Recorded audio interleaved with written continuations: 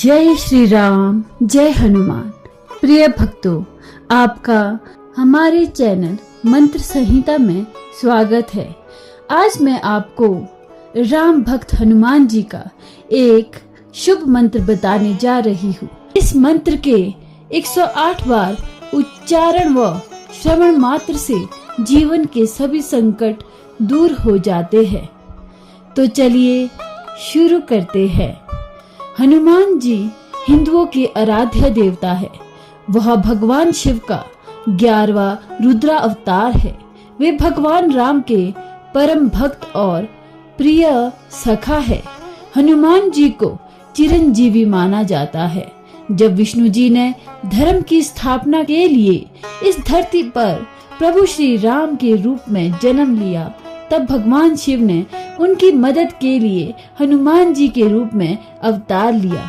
हनुमान जी की पूजा करने से समस्त प्रकार के ग्रह दोष, वास्तु दोष शांत हो जाते हैं और बल बुद्धि विद्या की प्राप्ति होती है। हनुमान जी की कृपा पाने के लिए प्रभु श्री राम का स्मरण करना चाहिए। हनुमान जी के मंत्रों के जाप व श्रवण से रोग, दोष, भय दूर हो जाते हैं और सभी मनोकामनाएं पूर्ण होती है और जीवन में सकारात्मक ऊर्जा का प्रभाव बढ़ता है। तो चलिए मंत्र जाप शुरू करें। मनोजवम मारुततुल्य वेगम जितेन्द्रियं बुद्धिमतां वरिष्ठं वातात्मजं वानरयुक्तमुक्तं श्रीरामदूतं शरणं प्रपद्ये। मनोजवं मारुततुल्यवेगं जितेन्द्रियं बुद्धिमतां वरिष्ठं वातात्मजं वानरयुक्तमुक्तं श्रीरामदूतं शरणं प्रपद्ये। मनोजवं मारुततुल्यवेगं जितेन्द्रियं बुद्धिमतां वरिष्ठं वातात्मजं वानरयुक्तमुक्तं श्रीरामदूतं शरणं प्रपद्ये। मनोजवं मारुततुल्यवेगं जितेन्द्रियं बुद्धिमतां वरिष्ठं वातात्मजं वानरयुक्तमुक्तं श्रीरामदूतं शरणं प्रपद्ये। मनोजवं मारुततुल्यवेगं जितेन्द्रियं बुद्धिमतां वरिष्ठं वातात्मजं वानरयुक्तमुक्तं श्रीरामदूतं शरणं प्रपद्ये। मनोजवं मारुततुल्यवेगं जितेन्द्रियं बुद्धिमतां वरिष्ठं वातात्मजं वानरयुक्तमुक्तं श्रीरामदूतं शरणं प्रपद्ये। मनोजवं मारुततुल्यवेगं जितेन्द्रियं बुद्धिमतां वरिष्ठं वातात्मजं वानरयुक्तमुक्तं श्रीरामदूतं शरणं प्रपद्ये। मनोजवं मारुततुल्यवेगं जितेन्द्रियं बुद्धिमतां वरिष्ठं वातात्मजं वानरयुक्तमुक्तं श्रीरामदूतं शरणं प्रपद्ये। मनोजवं मारुततुल्यवेगं जितेन्द्रियं बुद्धिमतां वरिष्ठं वातात्मजं वानरयुक्तमुक्तं श्रीरामदूतं शरणं प्रपद्ये। मनोजवं मारुततुल्यवेगं जितेन्द्रियं बुद्धिमतां वरिष्ठं वातात्मजं वानरयुक्तमोक्तं श्रीरामदूतं शरणं प्रपद्ये। मनोजवं मारुततुल्यवेगं जितेन्द्रियं बुद्धिमतां वरिष्ठं वातात्मजं वानरयुक्तमोक्तं श्रीरामदूतं शरणं प्रपद्ये। मनोजवं मारुततुल्यवेगं जितेन्द्रियं बुद्धिमतां वरिष्ठं वातात्मजं वानरयुक्तमोक्तं श्रीरामदूतं शरणं प्रपद्ये। मनोजवं मारुततुल्यवेगं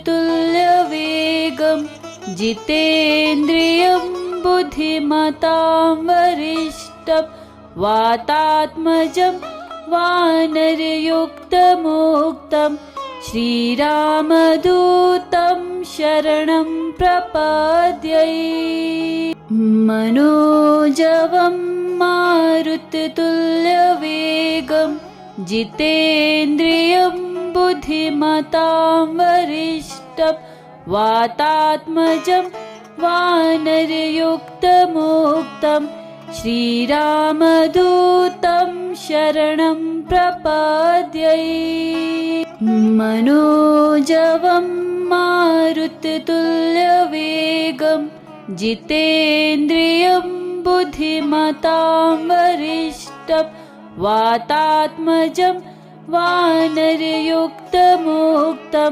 श्रीरामदूतं शरणं प्रपद्ये। मनोजवं मारुततुल्यवेगं जितेन्द्रियं बुद्धिमतां वरिष्ठं वातात्मजं वानरयुक्तमोक्तं श्रीरामदूतं शरणं प्रपद्ये। मनोजवं मारुततुल्यवेगं जितेन्द्रियं बुद्धिमतां वरिष्ठं वातात्मजं वानरयुक्तमोक्तं श्रीरामदूतं शरणं प्रपद्ये। मनोजवं मारुततुल्यवेगं जितेन्द्रियं बुद्धिमतां वरिष्ठं वातात्मजं वानरयुक्तमोक्तं श्रीरामदूतं शरणं प्रपद्ये। मनोजवं मारुततुल्यवेगं जितेन्द्रियं बुद्धिमतां वरिष्ठं वातात्मजं वानरयुक्तमोक्तं श्रीरामदूतं शरणं प्रपद्ये। मनोजवं मारुततुल्यवेगं जितेन्द्रियं बुद्धिमतां वरिष्ठं वातात्मजं वानरयुक्तमोक्तं श्रीरामदूतं शरणं प्रपद्ये। मनोजवं मारुततुल्यवेगं जितेन्द्रियं बुद्धिमतां वरिष्ठं वातात्मजं वानरयुक्तमोक्तं श्रीरामदूतं शरणं प्रपद्ये। मनोजवं मारुततुल्यवेगं जितेन्द्रियं बुद्धिमतां वरिष्ठं वातात्मजं वानरयुक्तमोक्तं श्रीरामदूतं शरणं प्रपद्ये। मनोजवं मारुततुल्यवेगं जितेन्द्रियं बुद्धिमतां वरिष्ठं वातात्मजं वानरयुक्तमोक्तं श्रीरामदूतं शरणं प्रपद्ये। मनोजवं मारुततुल्यवेगं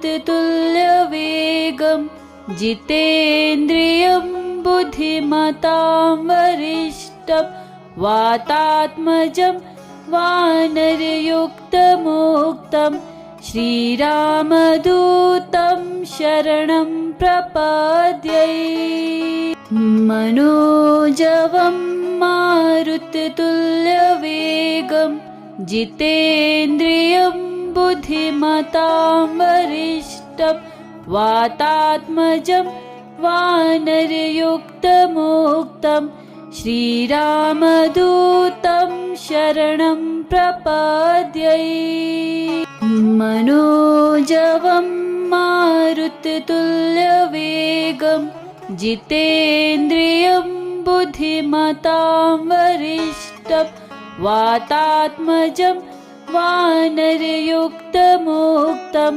श्रीरामदूतं शरणं प्रपद्ये।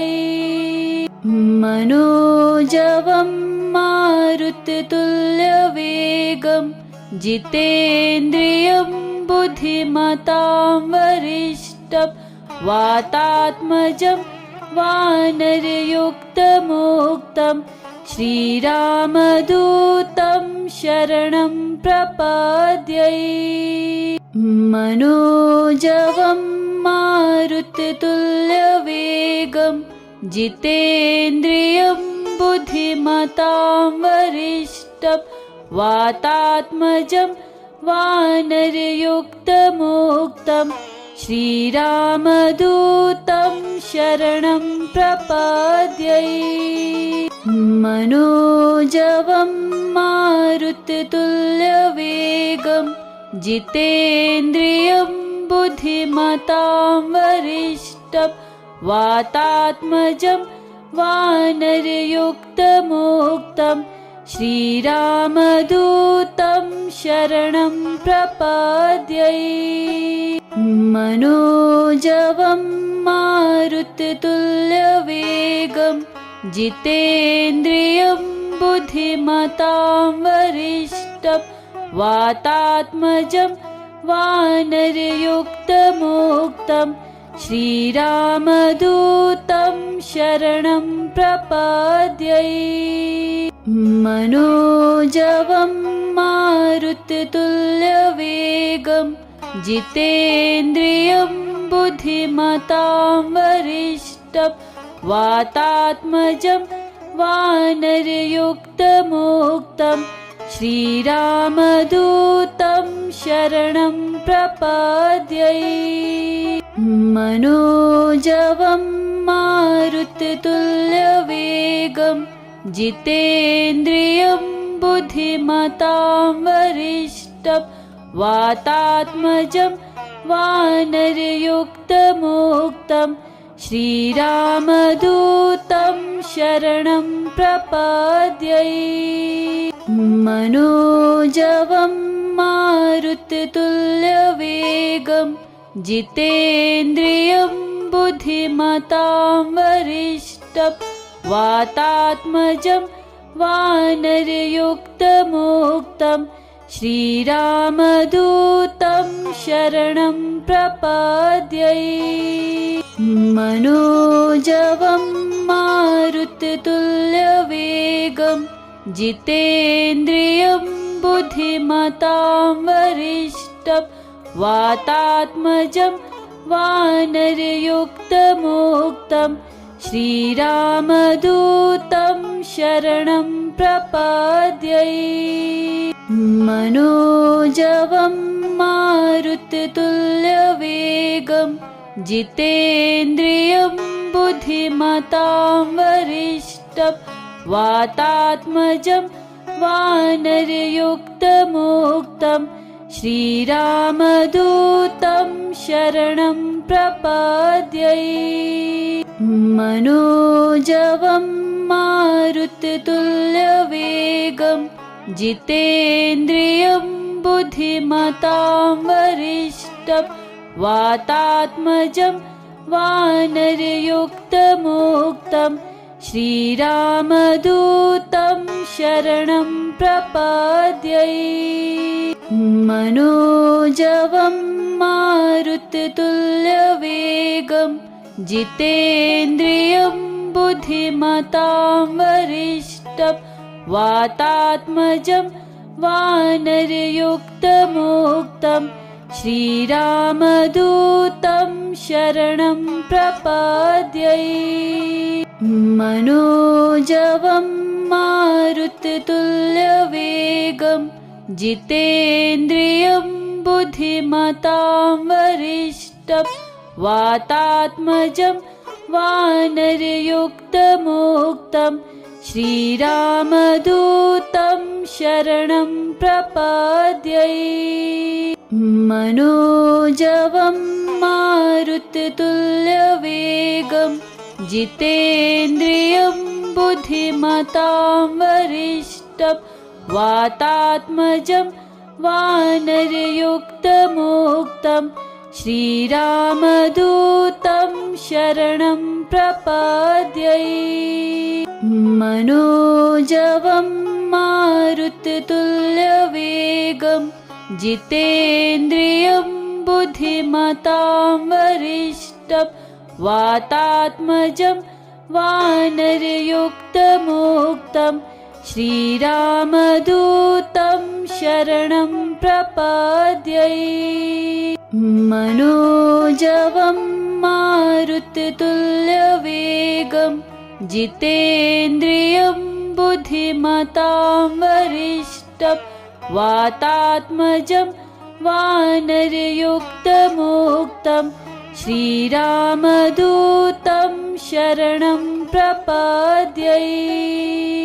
मनोजवं मारुततुल्यवेगं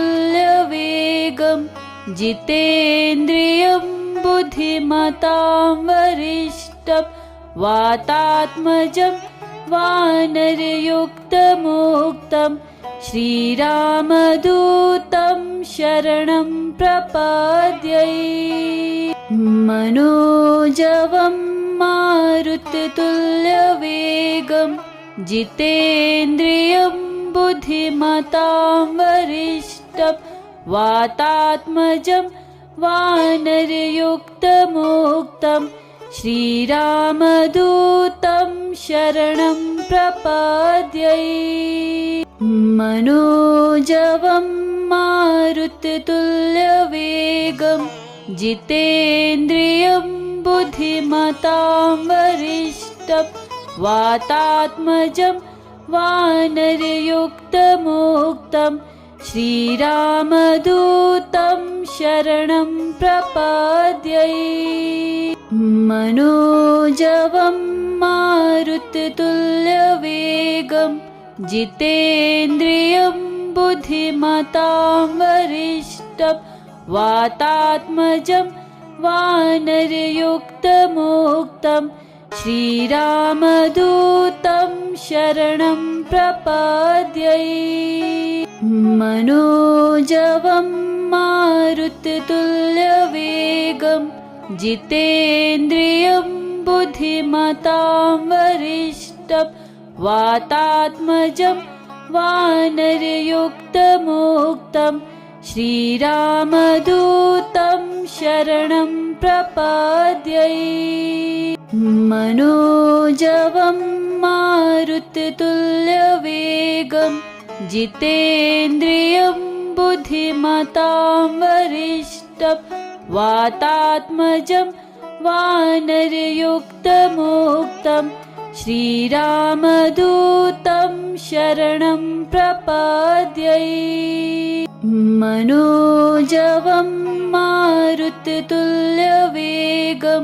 जितेन्द्रियं बुद्धिमतां वरिष्ठं वातात्मजं वानरयुक्तमोक्तं श्रीरामदूतं शरणं प्रपद्ये। मनोजवं मारुततुल्यवेगं जितेन्द्रियं बुद्धिमतां वरिष्ठं वातात्मजं वानरयुक्तमोक्तं श्रीरामदूतं शरणं प्रपद्ये। मनोजवं मारुततुल्यवेगं जितेन्द्रियं बुद्धिमतां वरिष्ठं वातात्मजं वानरयुक्तमोक्तं श्रीरामदूतं शरणं प्रपद्ये। मनोजवं मारुततुल्यवेगं जितेन्द्रियं बुद्धिमतां वरिष्ठं वातात्मजं वानरयुक्तमोक्तं श्रीरामदूतं शरणं प्रपद्ये। मनोजवं मारुततुल्यवेगं जितेन्द्रियं बुद्धिमतां वरिष्ठं वातात्मजं वानरयुक्तमोक्तं श्रीरामदूतं शरणं प्रपद्ये। मनोजवं मारुततुल्यवेगं जितेन्द्रियं बुद्धिमतां वरिष्ठं वातात्मजं वानरयुक्तमोक्तं श्रीरामदूतं शरणं प्रपद्ये। मनोजवं मारुततुल्यवेगं जितेन्द्रियं बुद्धिमतां वरिष्ठं वातात्मजं वानरयुक्तमोक्तं श्रीरामदूतं शरणं प्रपद्ये। मनोजवं मारुततुल्यवेगं जितेन्द्रियं बुद्धिमतां वरिष्ठं वातात्मजं वानरयुक्तमोक्तं श्रीरामदूतं शरणं प्रपद्ये। मनोजवं मारुततुल्यवेगं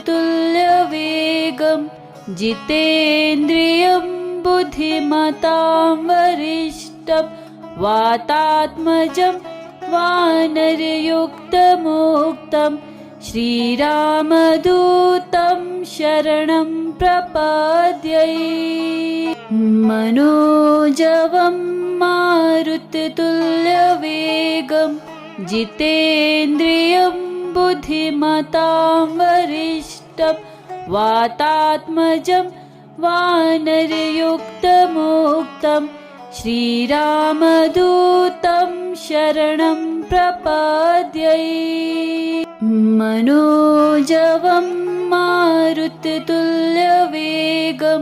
जितेन्द्रियं बुद्धिमतां वरिष्ठं वातात्मजं वानरयुक्तमोक्तं श्रीरामदूतं शरणं प्रपद्ये। मनोजवं मारुततुल्यवेगं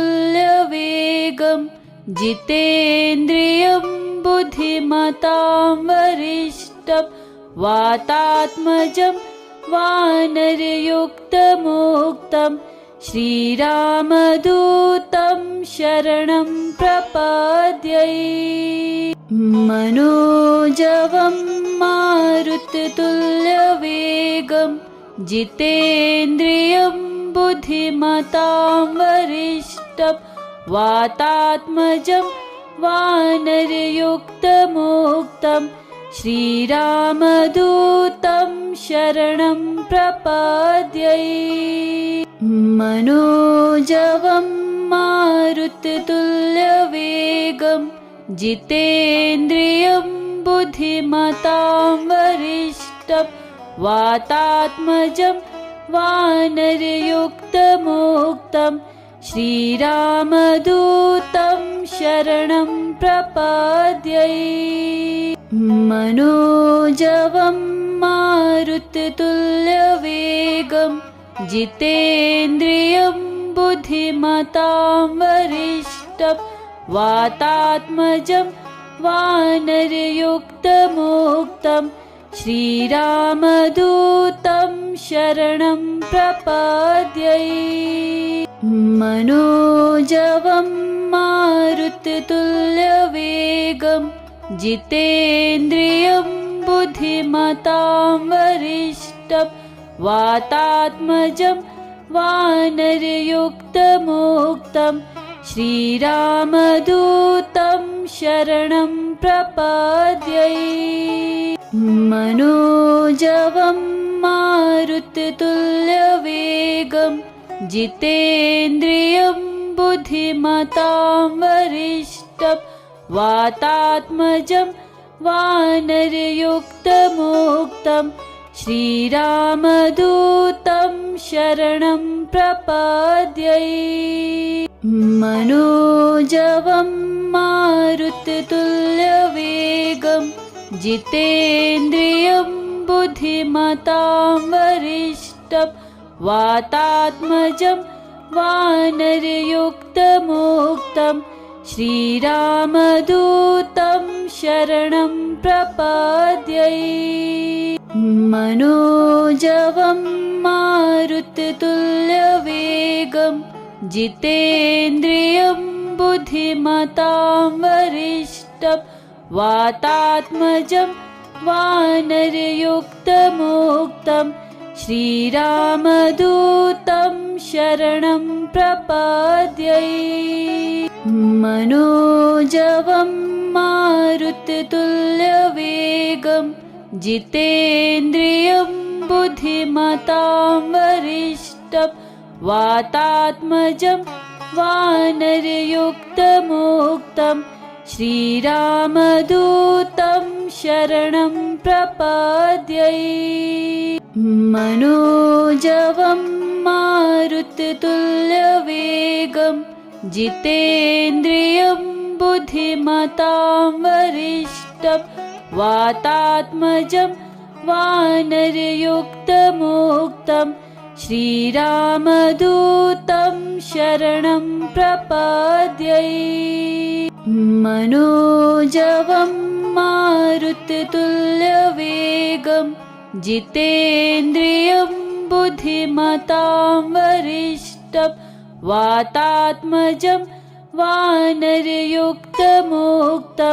श्रीरामदूतं शरणं प्रपद्ये। मनोजवं मारुततुल्यवेगं जितेन्द्रियं बुद्धिमतां वरिष्ठं वातात्मजं वानरयुक्तमोक्तं श्रीरामदूतं शरणं प्रपद्ये। मनोजवं मारुततुल्यवेगं जितेन्द्रियं बुद्धिमतां वरिष्ठं वातात्मजं वानरयुक्तमोक्तं श्रीरामदूतं शरणं प्रपद्ये। मनोजवं मारुततुल्यवेगं जितेन्द्रियं बुद्धिमतां वरिष्ठं वातात्मजं वानरयुक्तमोक्तं श्रीरामदूतं शरणं प्रपद्ये। मनोजवं मारुततुल्यवेगं जितेन्द्रियं बुद्धिमतां वरिष्ठं वातात्मजं वानरयुक्तमोक्तं श्रीरामदूतं शरणं प्रपद्ये। मनोजवं मारुततुल्यवेगं जितेन्द्रियं बुद्धिमतां वरिष्ठं वातात्मजं वानरयुक्तमोक्तं श्रीरामदूतं शरणं प्रपद्ये। मनोजवं मारुततुल्यवेगं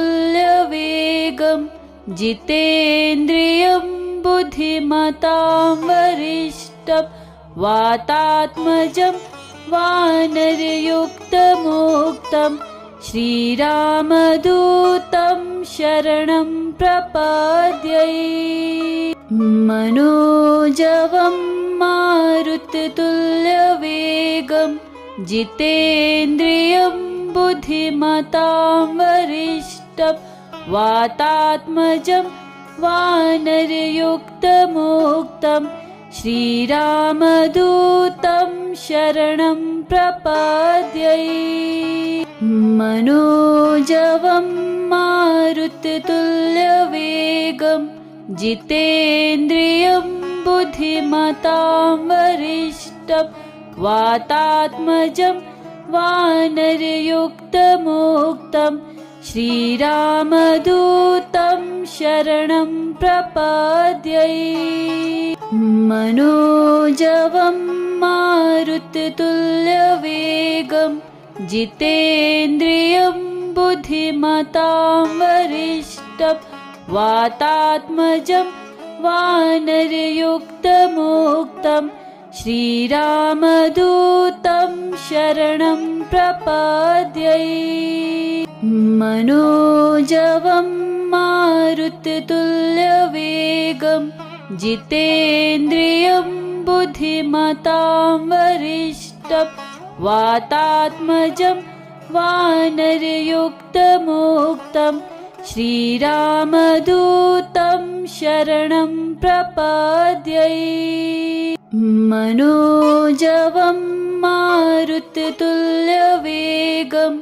जितेन्द्रियं बुद्धिमतां वरिष्ठं वातात्मजं वानरयुक्तमोक्तं